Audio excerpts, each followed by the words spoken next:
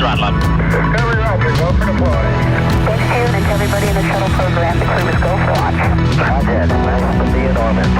We have followed in their footsteps to get us where we are today.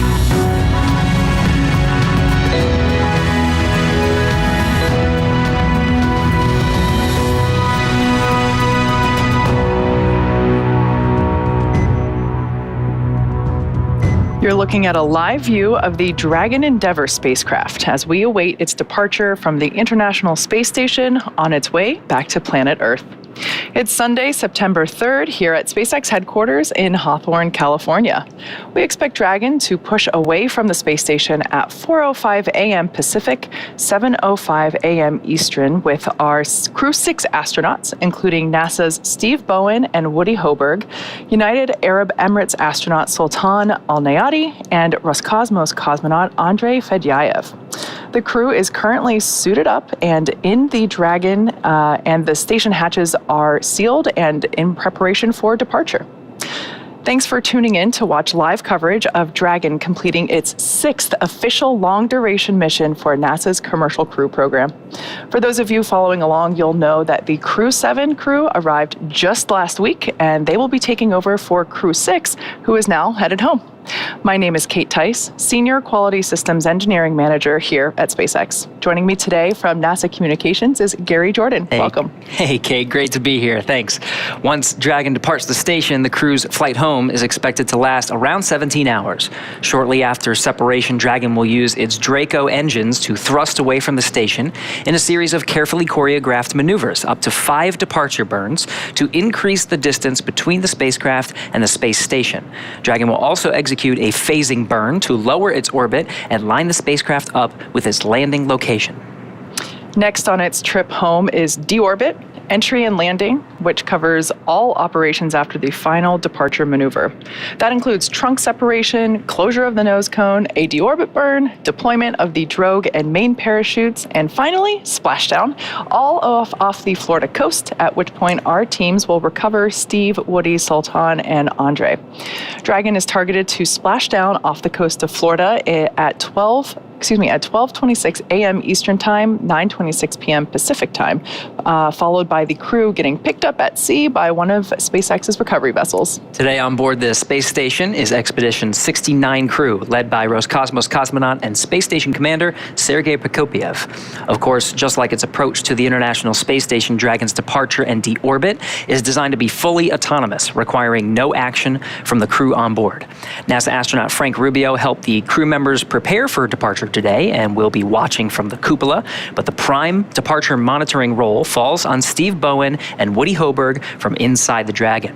Mission controls in Houston and Hawthorne will back them up. Let's go over to Leah Cheshire at the NASA Johnson Space Center to talk a little bit about how the space station crew has been preparing to send the crew home and what we can expect from here until Dragon departs from the station. Leah. Thanks, Gary, and welcome to the International Space Station Flight Control Room at the Johnson Space Center in Houston, Texas. The flight control team is primed and ready for this morning's undocking operations. Today's Orbit 1 team is being led by NASA Flight Director Pooja Jasrani, and the Capcom, the person speaking with the astronauts on the International Space Station, is David Brenna. Since Crew-7's arrival just last week, it's been a busy week during our direct handover. Over the last several days, the astronauts worked to pack Dragon full of cargo for the return journey. Along with the crew, Dragon will return cargo back to Earth, which includes some samples for continuing human research and some hardware and other items. Earlier today, Jasmine Mobelli and Andy Mogensen worked to move cold bags and polar freezers, which store cold research samples and scientific experiments, in Dragon Endeavour. All of this cargo is offloaded after we get the crew out following splashdown, and those scientific samples will be sent to researchers for final analysis, some of those samples being received by those researchers even within just a few hours after splashdown. The crew also took time to get their SpaceX suits unpacked and ready for their journey home. And since getting the hatches closed this morning, that Dragon hatch closer coming at 4:19 a.m. Central Time, the astronauts are now suited up and in their seats. They are standing by for undocking. We have the final go, no-go poll coming up in a few minutes where the SpaceX and NASA teams make their final call for Dragon to depart station. This is one of the many checkpoints in the return that continue all the way up until just before the deorbit burn and have happened over the last several days, giving mission managers multiple chances to assess the weather at the splashdown zones and making sure everything lines up for Dragon's departure. So we're standing by for the final go, no-go, but right now everything continues to look good for an on-time departure. And with that, I will send it back to Kate and Gary in Hawthorne. Separation is set for SpaceX on the big loop. Final reconfigurations for undock are complete and nominal. NASA and SpaceX teams have both pulled go for the undock sequence start at 1100 UTC. Please confirm that your visors are down and crew are ready for undock and departure.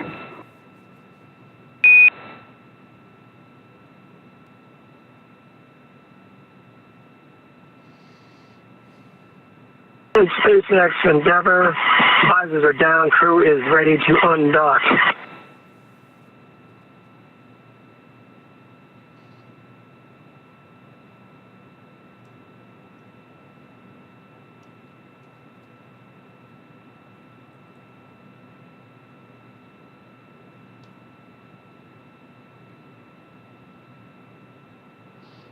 All right, so as we just heard moments ago, we got confirmation that Dragon completed its final configuration and that mission operators are go for the undocking procedures, so that's great.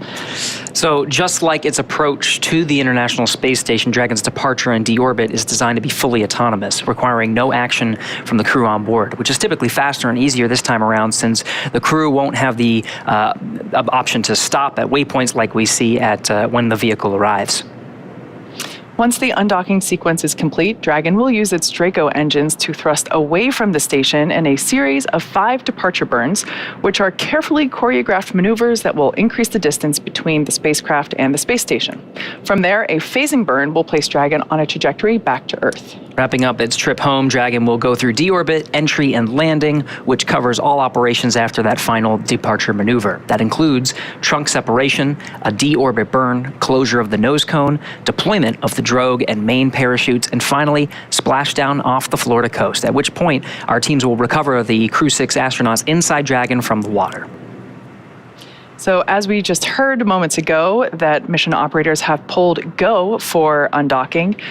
So as you will hear throughout the webcast, both as we approach the station and depart, everything is very carefully choreographed. There's a series of checks to make sure that we are go to proceed to the next step. And in this case, that next step is undocking. That's right. And that will actually initiate the go for undock right at 4 a.m. Pacific time. And we're waiting for that undocking sequence to begin. So once that happens, it'll take less than 5 minutes or so for the Dragon to physically separate from the International Space Station, which has been its home for 6 months.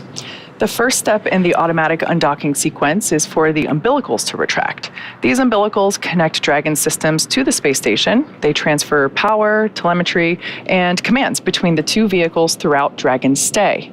Once that's complete, Dragon will unlatch itself from the space station by releasing the 12 hard capture hooks and that will occur in 2 separate phases.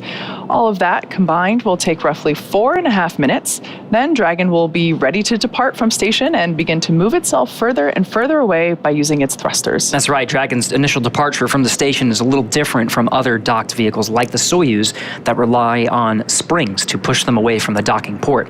Dragon executes 2 short thruster firings to undock using a combination of the 12 Draco engines surrounding the base of the capsule, with the first breaking any stiction between Dragon and the docking port, and the second slowly backing the spacecraft away. And we're expecting the call for the undocking sequence to begin in the next few minutes or so.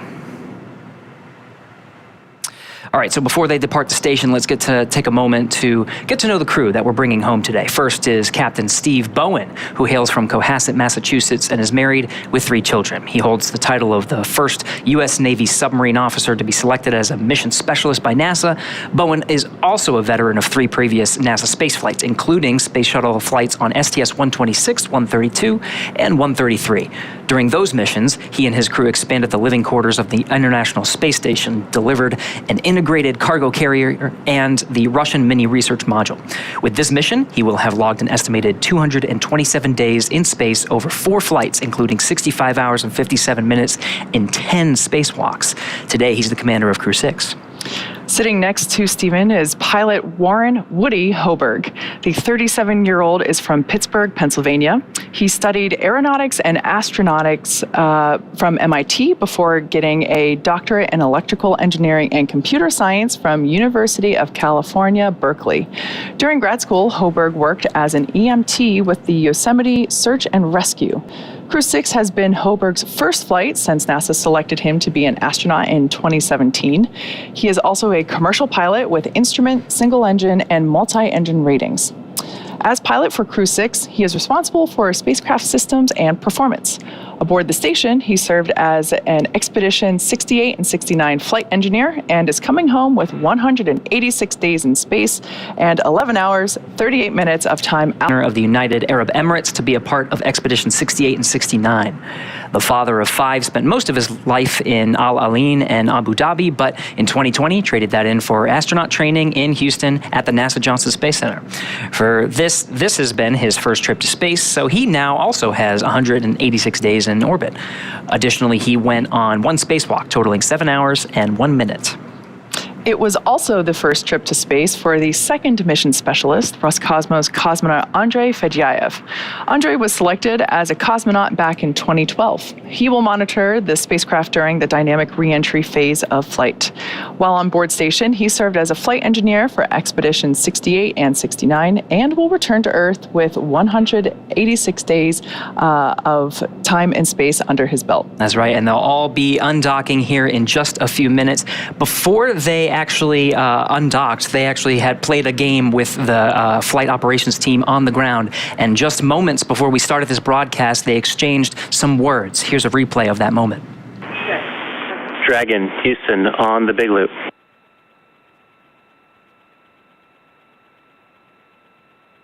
Houston Dragon, go ahead. Hey, we're still about 45 minutes from undock, but before we get busy, we just want to say, wow, can you believe it's already time to leave? We can't. It's been an amazing mission. You've birthed 2 Cygnuses, or Cygni, docked 2 cargo Dragons, you've executed a port relocate, facilitated a private astronaut mission, performed 3 U.S. EVAs and 5 Russian EVAs, copious amounts of critical science, as well as your fair share of maintenance, stowage, and rack swaps. And we didn't really want to mention it, but you also mastered us in chess a few times, too. So you're truly space kings. You've done an incredible job, and to say it's been a pleasure to support you guys during this mission would be an understatement. Let's send you guys home.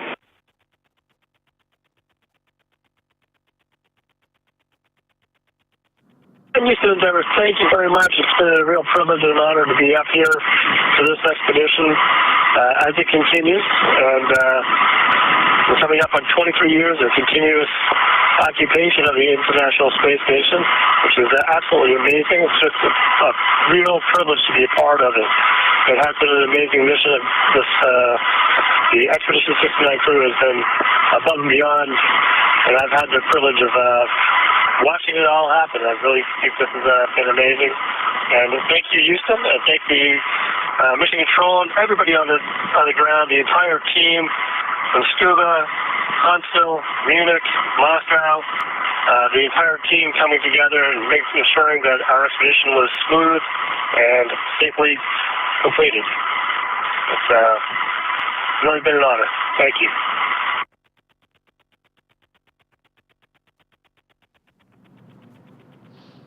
So for those of you just tuning in, we are standing by for the command of the undocking sequence. Again, this is an autonomous sequence that Dragon performs once commanded to do so. Undock sequence commanded.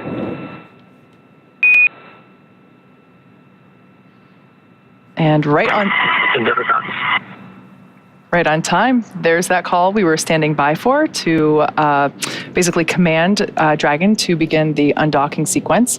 With Dragon now getting ready to undock, let's head over to Leah in Mission Control at Johnson Space Center.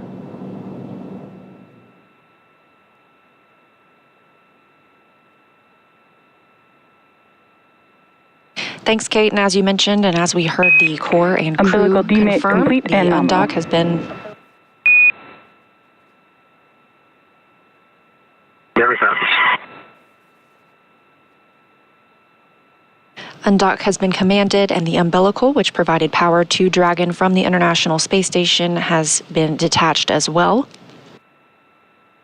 Now the undock command has been sent. However, we are standing by. This process takes a few minutes. This is a process of 2 sets of 6 hooks each, so 12 hooks in total that we'll need to retract. Those first set of hooks are in motion. We will be looking for a confirmation when that's complete before the second set begins retracting as well.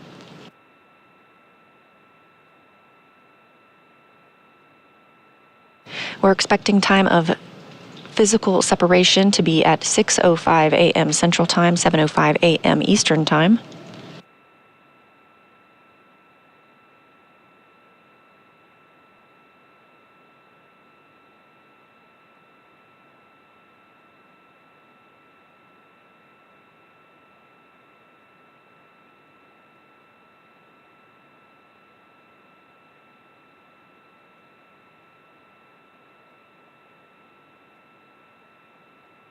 Quiet here in Mission Control Houston as teams continue monitoring the departure of Dragon Endeavour.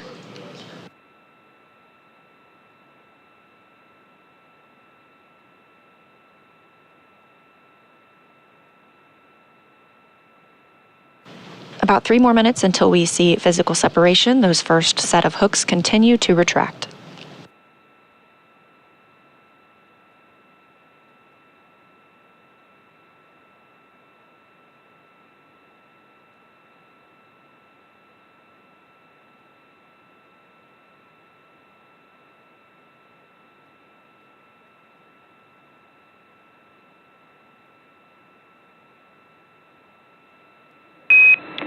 First set of hooks open and nominal. Never copies.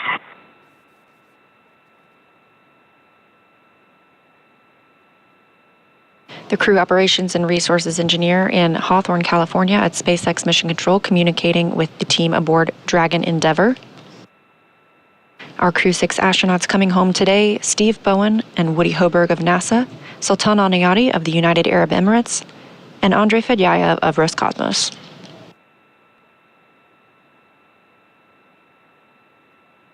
The second set of 6 hooks continues to retract.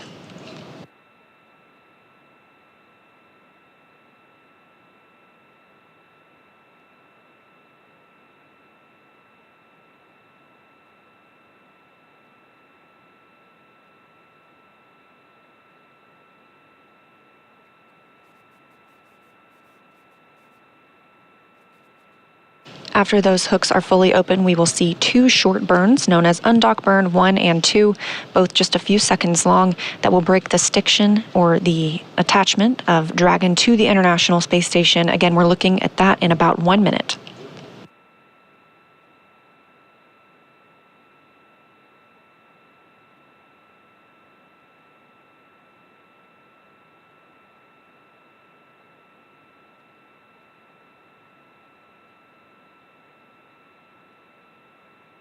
Second set of hooks continue to retract.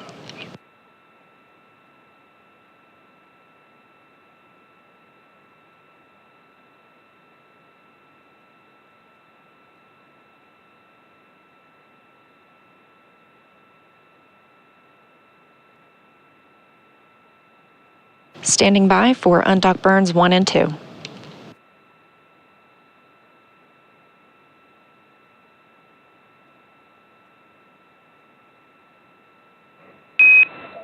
All hooks open and nominal.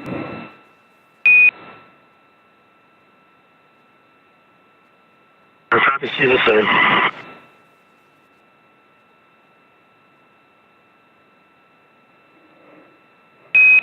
And Dragon separation is confirmed.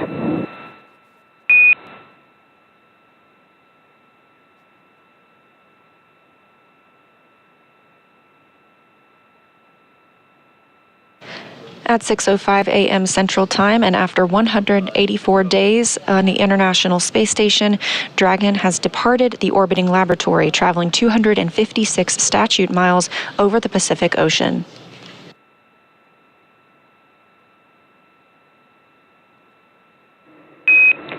Depart burn 0 complete.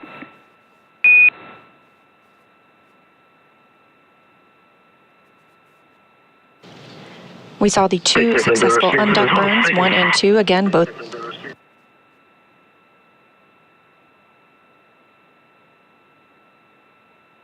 Both of the undock burns just a couple of seconds long, as well as confirmation that the depart burn is complete as well.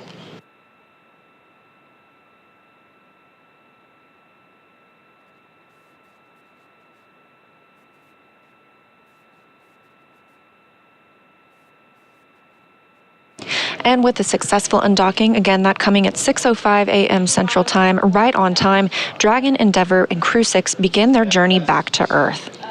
We're still monitoring from the International Space Station Flight Control Room here in Houston, but to give us perspective from the other side of the operations, I'll toss it back to Gary and Kate in Hawthorne. All right, thank you, Leah, for taking us through that. Yeah, we had physical separation right on time, 4:05 a.m. Pacific Time, 7:05 a.m. Eastern Time. You can see we're at a nighttime view as the station and Dragon pass over the Pacific Ocean. So we're just seeing through the middle window there, inside the lit cabin inside the Dragon, as well as the navigation lights, starboard being green and port being red, as Dragon increases its separation distance from the International Space Station, about 45 meters, and going back. Depart 0 after the 2 undocking burns to physically separate and increase the distance from the docking ring. Depart 0 will send Dragon outside the Keep Out Sphere.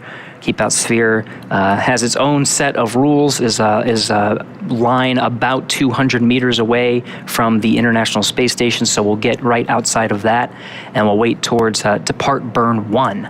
Depart Burn 1 will send Dragon outside the approach ellipsoid. You can see the graphic here. Dragon's trajectory will take it zenith. It'll take it above the International Space Station, and from there it will slow down until it executes Depart Burn 2, which allows the Dragon to decrease its altitude and get to a trajectory about 10 kilometers below the International Space Station in a co-elliptic orbit. For this particular trajectory to meet up with the landing location, the prime location of Jacksonville, Florida, the trajectory allows for 5 departure burns. So we'll see that executed over the next 17 hours until splashdown. We do have a correction to that splashdown time. We're aiming for 12:17 a.m. Eastern Time, which is 9:17 p.m. Pacific Time. And that's again off the coast of Jacksonville, Florida. Continuing to increase separation distance, we're at about 78 meters from the International Space Station. I love this view that we have. It might be a little confusing if you're just looking at it wondering what all the dots are. The lights that we see actually moving on screen is Dragon itself. The red and green represent the port and the starboard side. That white light in the center is actually an interior light shining through the forward hatch of the capsule. So if we would have been able to perform a fly-around maneuver, that is actually one of the windows that they would have been using to take photos. That's right, and with the nighttime views, you can actually see some of the pixels that have they're actually dead pixels. They sort of look like very colorful, Christmassy light stars, but it's actually dead pixels on the camera that have been hit by some radiation in space. And this is pretty normal for some of the cameras that we see in space. There's actually programs within the camera that allow there's software within it that allow us to fix some of the imperfections of those pixels. But those are not stars. Those are pixels of the camera. So for those of you that have recently joined the webcast, the Crew-6 crew are there inside Dragon that we see on screen. They are in their spacesuits. They are in their seats. It's been a long morning stepping through all the checks in preparation for the event that we just had, which was Dragon separation. We also executed the first of our 5 departure burns, and we're now standing by for departure burn 1. We're expecting that around 4:10, which is right now, a.m. Pacific. So there's this graphic that we have to kind of give you an idea of the different areas that we're looking at when we're talking about the International Space Station, what it takes to depart. This is an awesome view. You can actually see lights from those Draco thrusters as they fire. That's depart burn 1. It's about a 21-second burn, and you can see it executing right now. Great to have this nighttime shot to actually see those Draco thruster firings. Absolutely. We hear depart burn 1 is complete and nominal. That's a good depart burn 1. Again, that sends a trajectory of Dragon outside the keep out sphere and approach ellipsoid. We'll continue our coverage until Dragon exits the approach ellipsoid, which will end joint operations between the Dragon and Dragon teams here in Hawthorne and the International Space Station Flight Control teams in Houston. Dragon SpaceX on the big loop. Depart burn 1 is complete and nominal, and with that you are go to doff your suits per procedure 4.012, and I'll go ahead and take the cameras external. And just a reminder that ground will be deactivating the big loop following exit from the approach ellipsoid.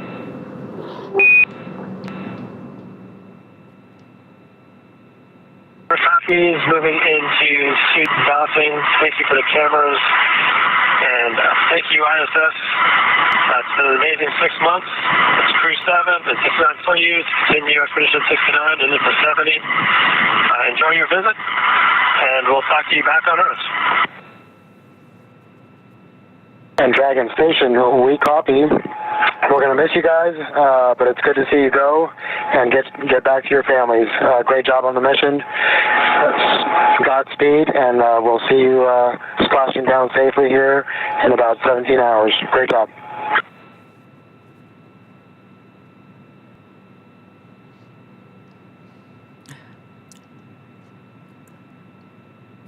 All right, to recap some of the exchange there, that was from inside the Dragon, Commander Steve Bowen sending some congratulatory words for a successful separation and exit of the keep out sphere. Frank Rubio from inside the station saying farewell. On the big loop, this is an audio configuration that allows both teams on the ground, the teams in Houston as well as Hawthorne, and the 2 spacecraft in orbit, the Dragon and the International Space Station, all to talk on one communication loop. Saying farewell to their crew, they're now outside the keep out sphere, and the next step is the approach ellipsoid. They just got the cue to doff their suits because that next burn, depart burn 2, is not going to happen for another 50 minutes. Gary, you mentioned the keep out sphere.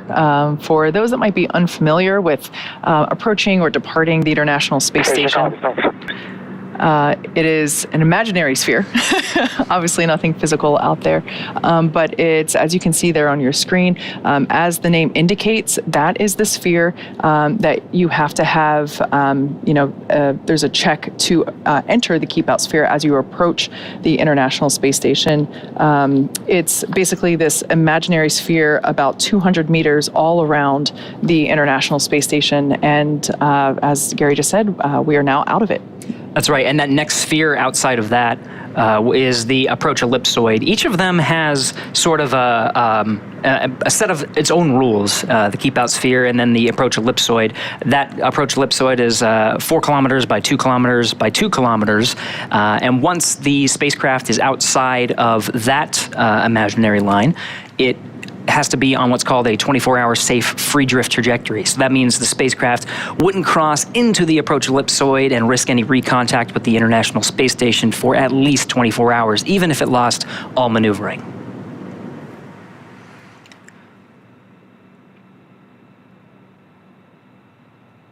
So again, continuing to track Dragon on its departure from the International Space Station. We had separation at 4:05 a.m. Eastern Time, exactly right on time. And again, we'll continue our coverage through the spacecraft's exit of the approach ellipsoid. We're still in an orbital nighttime. SpaceX Endeavour, comm check from the cabin lights.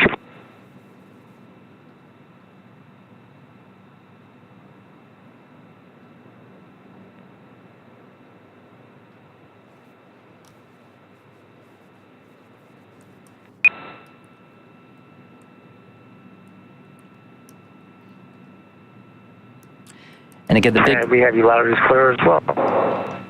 The big loop configuration allows, again, the two spacecraft in orbit, the Dragon that you see from this screen from one of the cameras on board the International Space Station.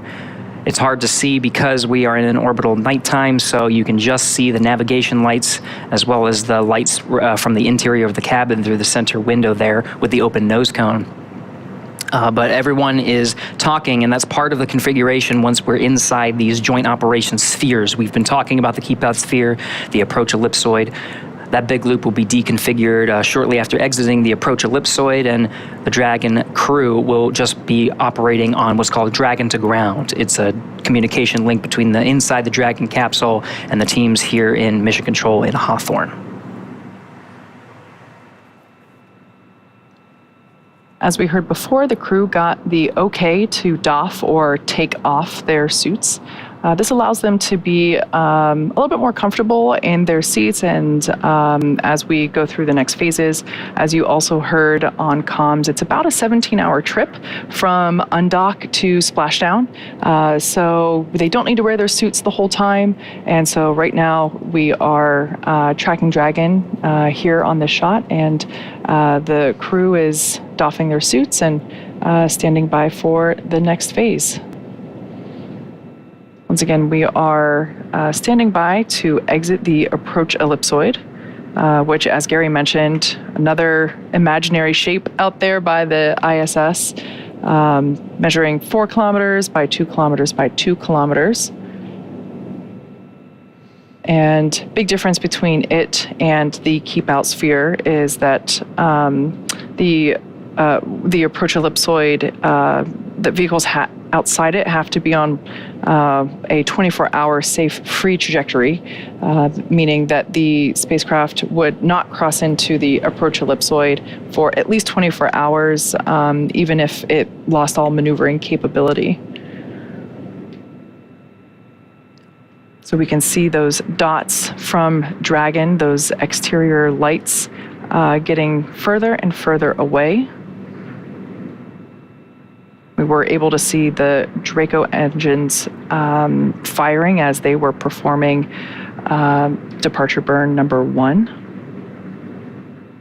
And again, those departure burns 0 and 1 allow the spacecraft to exit those two spheres. Kate and I have been talking about the keep out sphere and approach ellipsoid. We're hearing from the teams, the flight control teams that are monitoring Dragon's progress, that the spacecraft has exited the approach ellipsoid.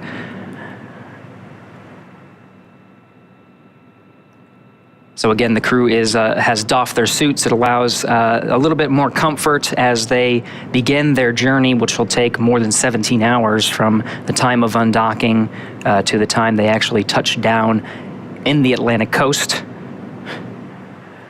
It'll allow them time to eat, to sleep, to be comfortable, and enjoy the ride. So take their last looks at planet Earth from their vantage point. That's right, exactly.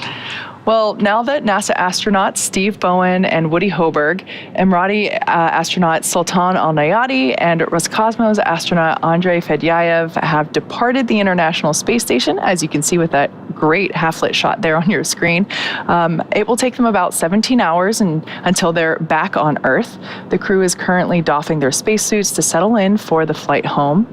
And today, Dragon is targeted to splash down off the coast of Florida, as Gary just said, at 9:17 p.m. Pacific on September 3rd, or 12:17 a.m. Eastern, September 4th. And that will be followed by the crew getting picked up at sea by one of the SpaceX recovery vessels. As they rest up, our teams here will continue to keep an eye on the weather to ensure a safe return to Earth for Dragon and our Crew-6 astronauts. And though our coverage here in Hawthorne is wrapping up for tonight, we will turn it over to the NASA team in Houston to take us through the next phases of the Crew-6 mission. Our friends at the Johnson Space Center will provide continuous live audio-only coverage along Crew-6's journey home until we rejoin approximately an hour prior to splashdown. You can find the audio-only link by visiting nasa.gov/live and clicking the mission audio link, or by searching NASA's Mission Audio Live feed on YouTube. Meanwhile, we will rejoin for live visual coverage starting roughly 1 hour prior to splashdown. As always, you can find mission updates on X at NASA, at SpaceX, and on the web at nasa.gov. Thanks for watching, and we'll see you real soon.